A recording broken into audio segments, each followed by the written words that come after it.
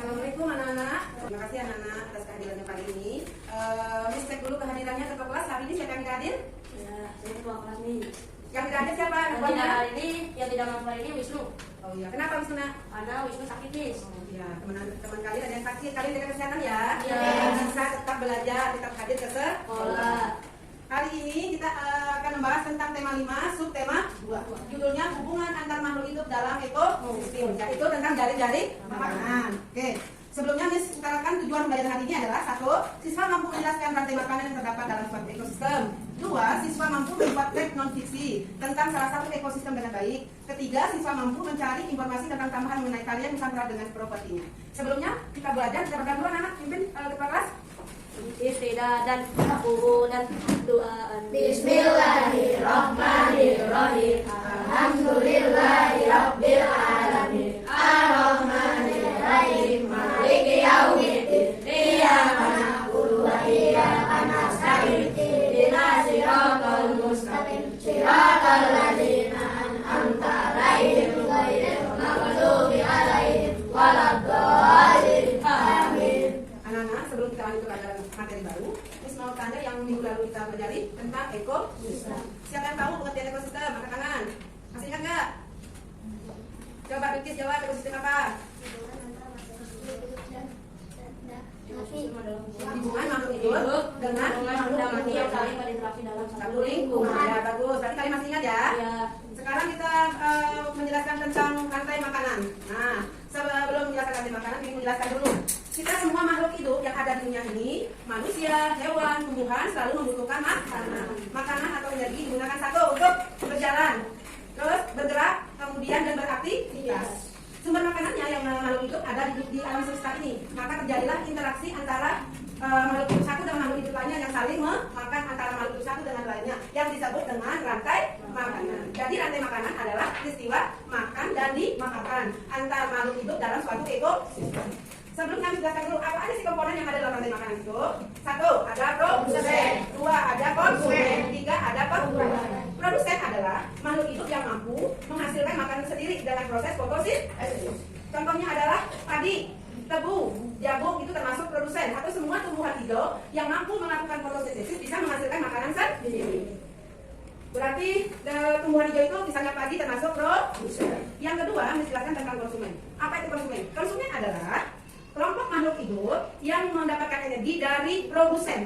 Jadi konsumen itu adalah makhluk hidup yang makan makanan dari produsen seperti dari padi, dari rumput, dari jagung. Itu termasuk konsumen. Contohnya apa ya konsumen? Yang makan langsung tumbuhan, sapi, apa lagi saya? Belalang, terus kambing, kerbau itu makan rumput kan? Berarti makan tumbuhan hijau. Itu termasuk konsumen tingkat 1. Termasuk kelompok hewan herbivora. Kemudian kita mengenal konsumen tingkat 2. Kalau misalnya ini tikus termasuk konsumen berapa dong? Konsumen 1, benar. Sekarang konsumen tingkat 2. Konsumen tingkat 2 adalah kelompok hewan yang mendapatkan energi dari konsumen tingkat 1. Jadi dia mendapatkan energinya dari konsumen tingkat 1. Hewan yang termasuk konsumen tingkat 2 adalah hewan-hewan karnivora sama hewan omnivora. Di sini yang termasuk konsumen 2 yang mana? 2. Ini konsumen 2. Oke. Dalam gambar di depan yang ada 3 konsumen. Satu lagi apa? Berarti elang mendapatkan energi dari ular. Konsumen 2. Elang termasuk konsumen 3. Kemudian terakhir adalah pengurai. Pengurai ini adalah bakteri yang menguraikan hewan di konsumen tingkat puncak atau tingkat akhir bila hewan tersebut telah mati. Seperti bakteri dan jamur. Nanti bakteri tersebut setelah ada di dalam tanah digunakan untuk nutrisi bagi tumbuhan, membantu kesuburan tumbuhan ya. Pengurai ini nama lainnya decomposer. Tadi dari bakteri atau jamur. Berarti jamur ini berkedudukan sebagai apa? Pengurai. Kalau tumbuhan hijau ini berkedudukan sebagai apa tadi saya? Produsen. Oke. Nah, untuk lebih paham lagi, kita buka buku kalian. Subtema 2 halaman 53. Halaman 50. Bukan yang halaman 65. Tolong baca Kamal. Kita dengarkan halaman 65. Ini aku tahu. 65, halaman 65 ya. Oke, yang lainnya tolong menyimak dengan baik. Ini aku tahu. Dalam peristiwa rantai makanan kita tahu bahwa setiap makhluk hidup memerlukan makanan itu dalam tubuh diubah menjadi energi yang digunakan untuk bergerak. Makhluk hidup bergerak untuk melakukan segala aktivitasnya. manusia melakukan gerak dan tangan dan gerakan tersebut dapat diciptakan untuk mengungkapkan aktivitas atau mengekspresikan perasaan dalam bentuk tari. Gerakan juga membentuk pola lantai. Lihat pola lantai dari kipas daerah Sulawesi Selatan. Pada gambar pola lantai tari tersebut menggunakan pola garis lurus. Ada bermacam pola lantai lain dalam tari. Ada pola diagonal, melengkung, zigzag atau membentuk lingkaran. Oke, terima kasih Kamal. Ya. Berhubungan dengan gambar yang ada di buku kalian, tari kipas, dari mana? Sulawesi kan? Sulawesi Selatan. Properti apa yang digunakan dalam gambar tersebut ya? Kipas. Nah, kalau di papan tulis nih sudah mencantumkan gambar satu nih. Tadi apa nih? Tali piring. Dari mana asalnya Alvaro? Dari Padang, Sumatera Barat. Properti apa yang digunakan pada gambar Bidan? Piring. Bagus. Nah, kemudian Rangga. Tadi yang menggunakan properti lain sebutkan. Ada yang ingat ya? Kita sudah pernah belajar. Tadi apa? Coba. Ayo yang menggunakan properti apa kemarin? Selendang sama boneka tadi apa? Tadi apa? Bukan, yang ulangan kemarin ya? Tadi gunting manis ya? Iya, bokor itu tadi apa yang menggunakan bokor propertinya? Yang dari Bali apa? Iya, bagus, apa benar? Tali pendek menggunakan properti bokor. Oke, kalian ini kalau diingat juga ya. Kenapa? Karena properti tadi yang digunakan dalam pertarian akan membantu penarinya lebih menjiwai dan lebih menyampaikan karakter dia lebih masuk, lebih sampai dengan para penyimaknya. Oh iya, tarian ini maksudnya seperti ini. Makanya digunakan properti tadi. Selain menggunakan itu apa lagi sayang? Misalnya apa yang diperhatikan dalam sebuah pergelaran tari selain properti? Apanya? Pakaiannya. Terus tata apa nih? Tata rias. Apa lagi? Tata panggung. Jadi dalam suatu tarian diperhatikan satu, tata riasnya, pakaiannya, panggungnya, sama properti tari. Ya. Tari piring berasal dari Sumatera Barat. Kalau tari reog dari mana? Jawa Timur. Ponorogo. Dari mana Ponorogo? Jawa Timur. Ya benar. Oke. Tadi Miss menyinggung teks non fiksi. Tujuannya membuat teks non fiksi. Maksud bahasa Indonesia-nya. Kita sudah pernah belajar teks non fiksi. Miss menugaskan kalian lihat halaman 64. Di sana ada rantai makanan ya. Miss tugaskan untuk membuat teks non fiksi halaman 64 tentang rantai makanan. Teks non fiksi yang kita kerjakan nanti, Miss hanya minta sesuai dengan gambar faktanya, dijelaskan secara fakta, gambar apa aja yang ada di sana, kemudian jelaskan rantainya. Misalnya, tumbuhan ini dimakan apa. Jadi tak terlalu panjang ya. Yang penting teksnya sesuai dengan fakta, gambar yang ada di sana. Oke. Sampai di sini ada yang mau bertanya? Silakan angkat tangan. Iya, Andi silakan. Iya.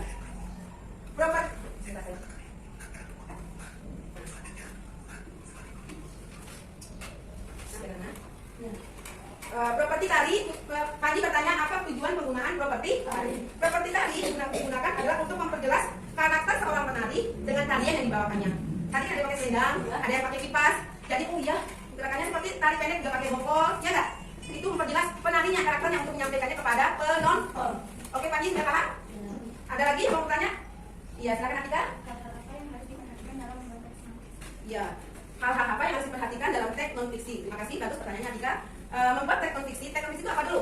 Teks yang berhubungan dengan fakta atau hal yang menjadi kenyataan, bukan hayalan. Ya. Hal apa yang harus diperhatikan? Satu, fakta yang disajikannya harus benar-benar fakta, nyata, tidak hayalan.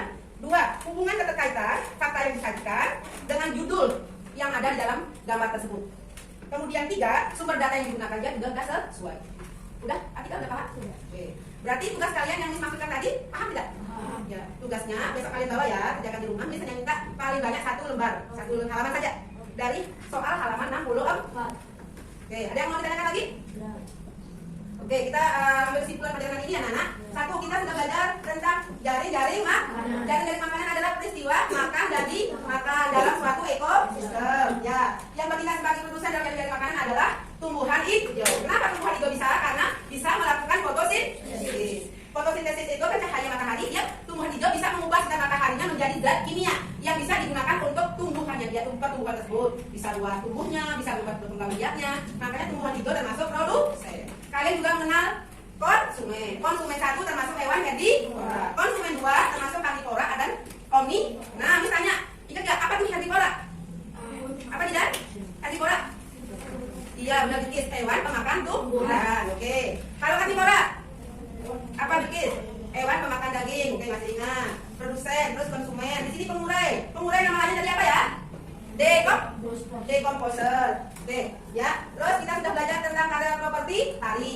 Tarian piring berasal dari mana tadi? Padang, Sumatera. Propertinya apa tadi? Piring. Banyak macam ragam tari Nusantara, tari pendek dari Bali, propertinya bokor. Tari Remo yang dari Jogja, Jawa Tengah. Selendang, bagus kalau masih ingat. Oke, alhamdulillah. Miss Tira udah cukup pelajaran kali ini. Kita ketemu lagi besok dengan membuat tugasnya ya Nana. Ya. Membuat teks non fiksi. Dua kelas tujuannya kita sudah selesai. Bismillah dan aku dan Tuhan. Bismillah. Wal asr innal insana lafi khusr illa allazina amanu wa amilus sholihati wa tawasaw bil haqqi wa tawasaw bis sabr. Bismillah tawakkaltu 'ala Allahi la haula wa la quwwata illa billahil aliyyil azim. Assalamualaikum warahmatullahi wabarakatuh.